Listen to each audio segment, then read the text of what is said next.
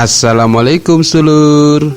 Prige kabare? Semoga pada sehat-sehat kabeh ya. Nang kene paman karo dongakna ya lur. Muga-muga kontene paman makin menarik, nggo menghibur sedulur kabeh. Prige wis pada madang urung? Dina kiye paman garep masak sega sing dadi ciri khase wong Wonosobo.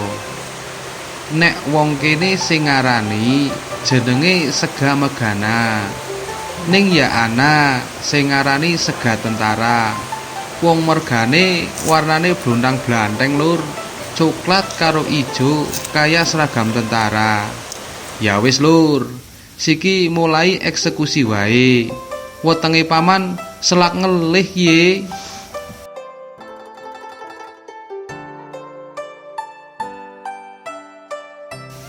Kanggo bahan-bahane nang kene ana rese anakan iwak paus kira-kira 2 cimit, gorine seprapat glundung, kacang dawane sak tekem. Ya kuwe kacang sing wis diketok-ketok tetep egin dawa wae lur. Kubise setitik wae ya, ngarah nggo gawe campuran.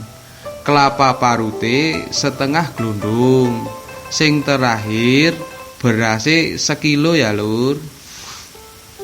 Lanjut kanggo bumbune kaya biasane lur. Ana bawang, brambang, tumbar, miri, laos. Njuk sing terakhir ana lombok cengis nggo gawe clekit-clekit. Nang kene aromatike paman nganggo godhong salam karo godhong jeruk. Bahan-bahan sing wis disiapna dirajang-rajang sesuai karo selerane ya lur. Nek paman mono si senenge aling rajang sing lembut ben supayane ora nglolodi. Njuk kanggo bumbune diulek lembut wae ya lur, kecuali laose digeprek wae. Lanjut siapna minyak lisah sakcukupe nggo gawe goreng rese anakan pause. Aling goreng setengah garing wae ya lur. Nek wis bumbune dioseng-oseng nganti wangi ya lur. Lanjut bahan-bahane dijegurna kabeh, dioseng-oseng, ditambahi banyu sakcukupe. Ning aja kakean ya lur.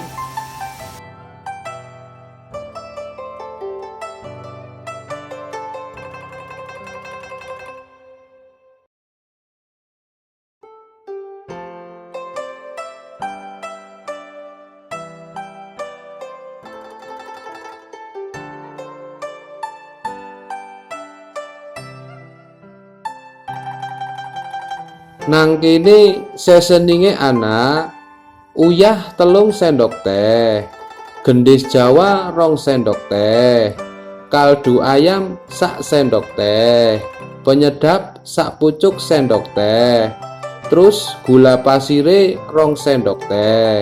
Dikudek-kudek ben seseninge nyampur rata. Ditunggu kira-kira nganti gula jawane ajer ya lur. Njuk dicicipi, nek wis pas guli dientas. Beras sing wis disiapna dikumbah sing resik, dijegurna nang wajan, ditambahi banyu kira-kira 2 driji. Dikudek-kudek nganti banyune asat ya lur.